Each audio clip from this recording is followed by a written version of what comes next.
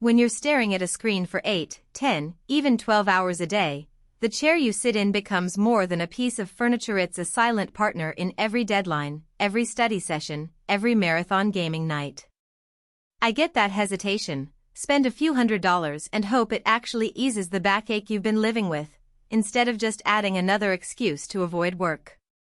That's why I'm going to walk through the real-world experience of the T6B3Z7D5K8 executive office chair, point out where it actually shines, where it might fall short, and help you decide if it's worth the price tag for your specific setup. Link is in the description if you want to check the product details on Amazon. First, let's talk about the environment this chair is aimed at. The marketing copy mentions home offices, corporate workspaces, student study rooms, and gaming dens. Those are all places where people sit for long stretches, but the demands differ. A corporate executive might need a sleek look and subtle adjustability for meetings. A student may value a sturdy seat that can survive quick swap positions between textbook and laptop, while a gamer often looks for a recline angle that lets them lean back during a break without leaving the desk. The T6B3Z7D5K8 tries to be a jack-of-all-trades by bundling premium-looking upholstery, enhanced cushioning, a recline mechanism, and even a built-in massage feature. In practice, the chair's design feels more tailored to the all-day use case where you're not constantly getting up and down but rather staying planted for hours. The first thing I noticed when the box arrived was the heft of the packaging.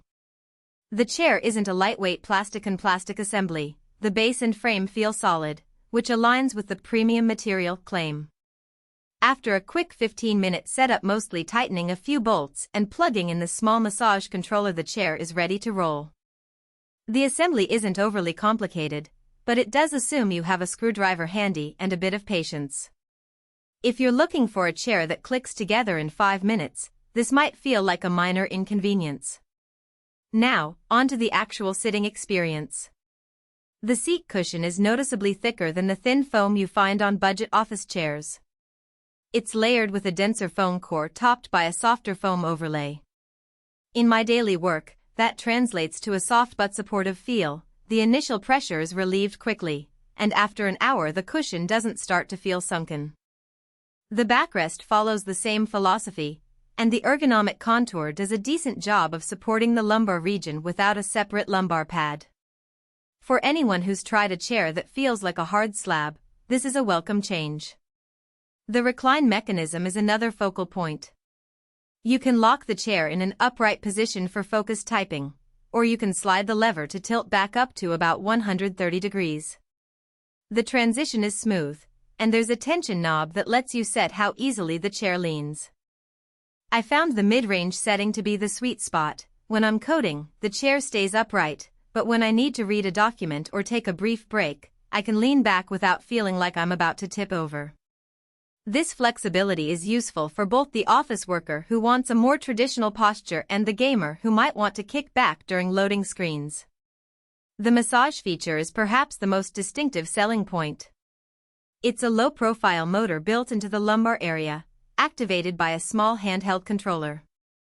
The vibration is subtle, not a full-body massage you'd get at a spa, but more of a gentle pulsing that you can feel through the backrest. In a real-world setting, I used it during a long spreadsheet session and noticed a slight reduction in tension around the lower back after a few minutes. It's not a cure-all, but for someone who gets occasional stiffness, it adds a pleasant perk. The only downside is that the motor draws a bit of power, so you need an outlet nearby or a short extension cord. If your office space is already cluttered with cables, that's an extra consideration. Adjustability extends beyond recline. The seat height, armrest width, and tilt tension are all dialed in with easy to reach levers. The armrests themselves are fairly wide and can swivel inward, which is handy if you need to get closer to the desk for precision work. However, the armrest pads are made of a thin upholstery that can compress after prolonged use. If you're the type who leans heavily on armrests, you might find them less supportive after a few weeks. That's a trade-off between the sleek aesthetic and long-term durability. One practical limitation that often gets glossed over in product descriptions is the chair's footprint. The base is a 5-star caster spread that provides stability, but it also occupies a decent amount of floor space. In a cramped home office where the desk is tucked into a corner, the chair can feel bulky, and the recline angle may cause it to hit the wall if you're not careful. For larger rooms or dedicated